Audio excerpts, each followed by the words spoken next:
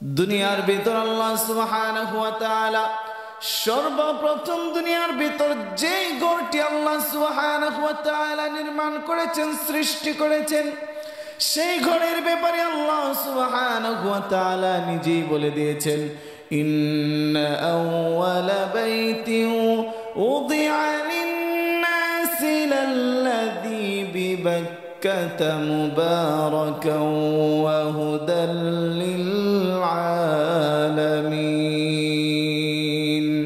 আল্লাহ সুবহানাহু ওয়া তাআলা বলেন, নিশ্চয় আমি দুনিয়ার ভিতর সর্বপ্রথম যেই ঘর নির্মাণ করলাম, সেই ঘরটি আমি বাক্কা নামক জায়গায় অর্থাৎ মক্কা নামক জায়গায় আমি নির্মাণ করে দিয়েছি।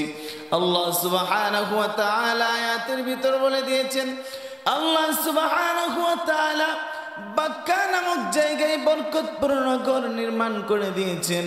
আল্লাহ সুবহানাহু ওয়া তাআলার এই ঘরের সাথে শুধু আমাদের সম্পর্ক ব্যাপারটা এমন নয়, আল্লাহ সুবহানাহু ওয়া তাআলার এই ঘরের সাথে সম্পর্ক বাইতুল্লাহর সাথে সম্পর্ক। আদম আলাইহিস সালাতু ওয়াস সালাম থেকে শুরু করে দুনিয়ার সর্বপ্রথম মানুষ আদম আলাইহিস সালাতু ওয়াস সালাম থেকে শুরু করে দুনিয়ার সর্বশেষ মানুষ পর্যন্ত এই ঘরের সাথে সম্পর্ক থাকবে। এই ঘর দুনিয়ার শেষ সময় অবধি পর্যন্ত থাকবে।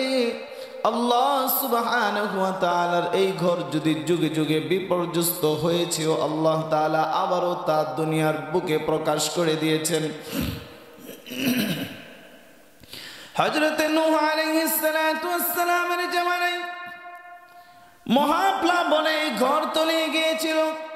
আল্লাহ সুবহানাহু ওয়া তাআলা তার খলিলের মাধ্যমে এই ঘরকে আবারও প্রকাশ করে দিয়েছেন।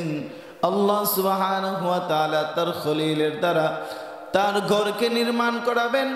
এই জন্য ছোট্ট বয়স থেকে ইব্রাহিম খলিলুল্লাহ আলাইহিস সালাতু ওয়াস সালাম পরীক্ষা দিয়ে দিয়ে মহান প্রভুর কাছে বারবার প্রত্যেকটা পরীক্ষায় উত্তীর্ণ হয়ে এসেছেন। আল্লাহ সুবহানাহু ওয়া তাআলা বারবার পরীক্ষা নিয়েছেন।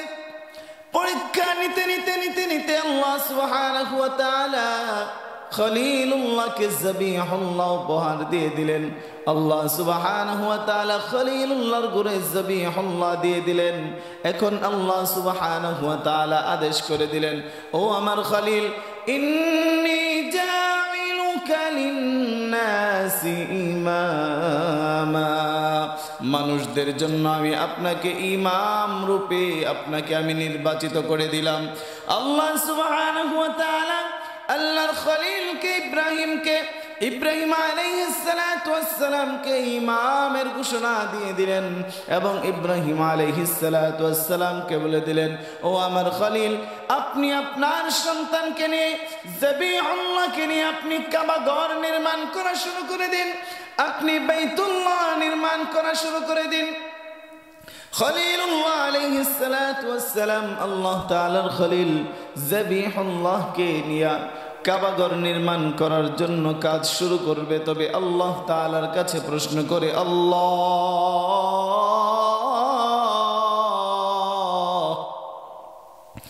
আপনার ঘর যে নির্মাণ করব, বাইতুল্লাহ যে আমি নির্মাণ করব, এই বাইতুল্লাহ কিভাবে নির্মাণ করব, কতটুকু উঁচা হবে, কতটুকু প্রশস্ত হবে, তা তো আমি জানি না, আপনি বলে দিন।